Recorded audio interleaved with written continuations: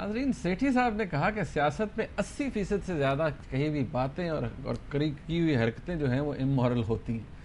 اب سیٹھی صاحب آپ کو کچھ دکھاؤں. نواز شریف صاحب کو شاید لگا نا کہ شاید یہ بات امورل ہے. اچھا، تو کیا آپ کے پاس کوئی نیا ہے؟ نہیں میرے پاس نیا، شاید انہوں نے نا وہ یاد ہوگا انہیں اور بات یاد ہوگی کہ نہیں آپ یہ بات کر کے تو آج کیسے مل سکتے ہیں. میں دکھاتا ہوں آپ کو. زرداری صاحب کو دیکھتے ہیں جی کیا.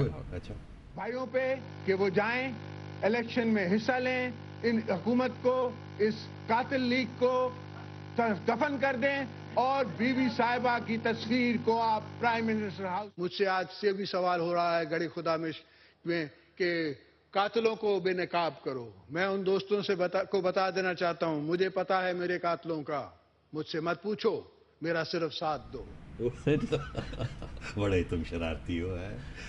یہ بھی بالکل امورل باتیں ہو رہی تھی.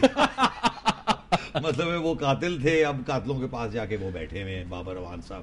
اور میں آپ کو کچھ اندر کی بات بھی بتا دیں مجھے، بتا دیں. اب مجھے آپ نے لاہور شہر سے نکلوا دینا. کوئی بات نہیں سیٹھی صاحب، کٹھے نکلیں گے.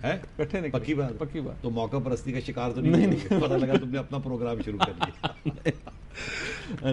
یہ جو بابر اعوان صاحب گئے ہیں، یہ ایسے نہیں ہوا کہ پریزیڈنٹ، پرائم منسٹر اور کور گروپ کوئی بیٹھے ہیں وہاں فیصلہ ہوا ہے کہ ایک نیا انیشیٹو لینا چاہیے اور سب بالکل وہ ایسے نہیں ہوا. میری اطلاع کے مطابق یہ فیصلہ کہیں پریزیڈنسی میں ہوا، اور پھر بابر اعوان صاحب نے پرائم منسٹر کو اطلاع کر دی کہ وہ میں جانا چاہ رہا ہوں. تو پرائم منسٹر نے سوچا اچھا کوئی حرج نہیں ہے. مگر اس میں زیادہ تر رول جو تھا وہ جن صاحب کی آپ نے تصویر ابھی دکھائی انہوں نے بھیجی. تو ایسے لگتا ہے آپ کو اس خبر کا پتہ تھا، اس لیے آپ نے یہ خبر لگائی. تو بات یہ ہے، وہی میں کہہ رہا تھا کہ politics is the art of the possible. انگریزی میں کہتے ہیں وہ چیز جو ہو سکتی ہے اس کا نام ہے پالیٹکس، سیاست. ٹھیک ہے، کہ جو چیز ممکن ہے یا کر سکتے ہیں. نو اٹرنل اینیمیز. تو آج آپ نے دیکھا 2 دن سے آپ کیا دیکھ رہے ہیں. پہلے چوہدری پرویز الہی کہتا ہے کہ میرے راستے دروازے کھلے ہیں سب کے لیے. ٹھیک. پھر نواز شریف کہتا ہے میرے راستے دروازے میں نے بند کر دیے. پھر کسی نے کہا یہ تو سیاست نہیں کر رہے آپ. سوری کر کے انہوں نے کہہ دیا کہ نہیں میرے بھی دروازے کھلے ہیں. میں تو کبھی کہا ہی نہیں. میں نے تو بیان ہی نہیں دیا. ارے بھائی آپ نے بیان نہیں دیا تو 3 دن آپ سوئے ہوئے تھے. میاں صاحب خدا کا خوف کریں، اگر آپ نے یہ بیان نہیں دیا تو یہ پہلے امیڈیٹلی ریئیکٹ کریں. اسی وقت ریئیکٹ کرتے، کہتے یہ میرا بیان ہی نہیں ہے. مگر وہ اس کے بعد تبصرے ہوئے، پتہ نہیں کیا کیا ہو گیا. اب جا کے میاں صاحب نے یہ کہا کہ میرا بیان نہیں ہے. یہ نہیں کہا کہ وہ غلط بات ہے، یہ کہا کہ میرا بیان نہیں ہے. مطلب ابھی بھی شاید وہ سمجھتے ایسی بات ہی. تو اب آپ نے دیکھا زرداری صاحب نے بابر اعوان صاحب کو بھیج دیا. تو میں کہتا ہوں کھاتا ایک ہی ہے، ایک ہی کشتی ہے، وہ لیک کر رہی ہے، سارے اسی کے اندر ایک ہی تھیلی کے چٹے بٹے. تو ایک ہی بات. اچھا سیٹھی صاحب، اب یہ نواز شریف صاحب نے آج وہ آپ کال آپ کے سوری کر دیا پیچھے ہٹ کے. اب آپ کو لگتا ہے کہ کوئی چانس ہے کسی حد تک؟ بہت سے لوگ یہ کہہ رہے تھے، ایون شیخ رشید صاحب یہ کہہ رہے تھے کہ زرداری صاحب نے یہ جو موو چلائی ہے، اس سے جو یونیفیکیشن تھی، پاسبل یونیفیکیشن تھی، ممکنہ یونیفیکیشن اتحاد مسلم لیگ کا، وہ رک گیا. نہیں، میں نہیں سمجھتا کہ اتحاد ہونے جا رہا تھا. اچھا، میں نہیں سمجھتا اتحاد ہونے جا رہا تھا. دیکھیے اس میں اور بھی بہت سی ذاتیات ہے، اور اس میں بڑے اور بھی فیکٹرز ہیں. یہ ہو نہیں سکتا کہ پیر پگاڑا صاحب مسلم لیگ کو یونائٹ کر کے اور حوالے کر دیں نواز شریف. انہوں نے تو اپنی فنکشنل لیگ اتنی کب سے بنائی ہوئی، اور وہ تو نواز شریف کی لیڈری مانتے ہی نہیں. تو یہ تو پاسبل ہی نہیں تھا کہ ان کے ہاں میٹنگز ہوں اور پھر چودھری پرویز الہی، چودھری شجاعت اور پیر پگاڑا صاحب مسلم لیگ کی یونٹی کر کے اور پلیٹ پہ ڈال کر میاں صاحب کے حوالے کر دیں.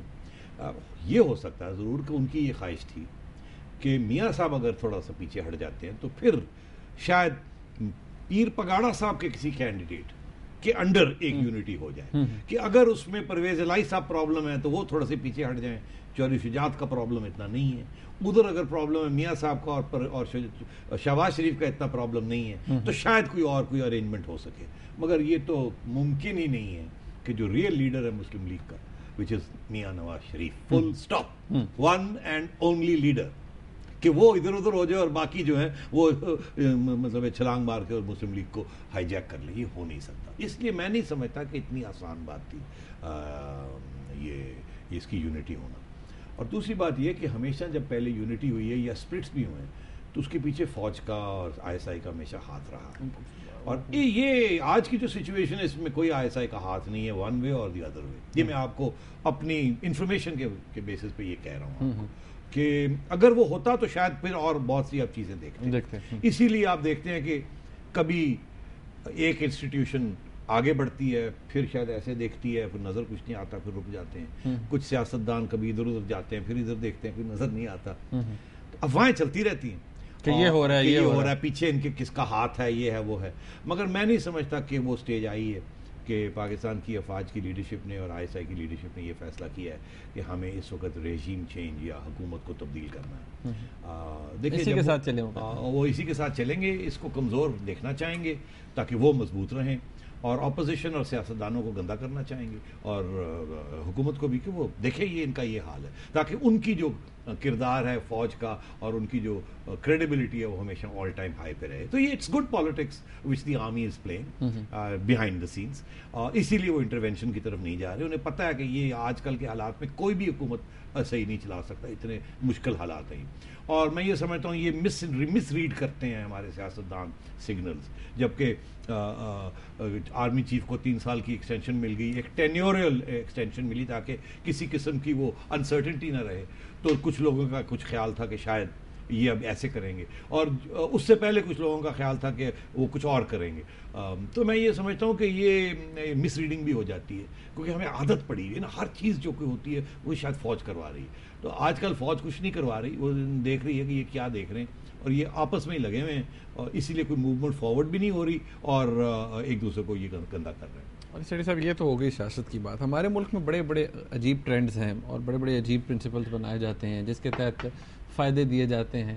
اور ایک فائدہ جو حکومت نارملی لوگوں کو دیتی ہے وہ انسٹیٹیوشنز کو دیتی ہے ان میں کام کرنے والے لوگوں کو دیتی ہے وہ یہ کہ پلاٹس دے دیتے ہیں. اسی طرح کی ایک خبر میں کہوں گا کہ وہ ایک ڈیٹیل ہے جو ایک اخبار میں شائع ہوئی آج کے اخبار میں اور وہ شاید ہمارے ویورز کو نظر بھی آ رہی ہوگی اسکرین پہ جس میں ججز کے کو جو پلاٹ دیے گئے ہیں. ایک تو وہ لسٹ ہے کہ 1996 سے لے کر آج تک جو ججز کو پلاٹس دیے گئے ہیں اور ایک لسٹ وہ ہے سیٹھی صاحب جس میں بائی رولز تو کہتے ہیں ایک پلاٹ جو ہے وہ دیا جا سکتا ہے جو اعلیٰ عدلیہ کے جج صاحبان ہیں ان کو.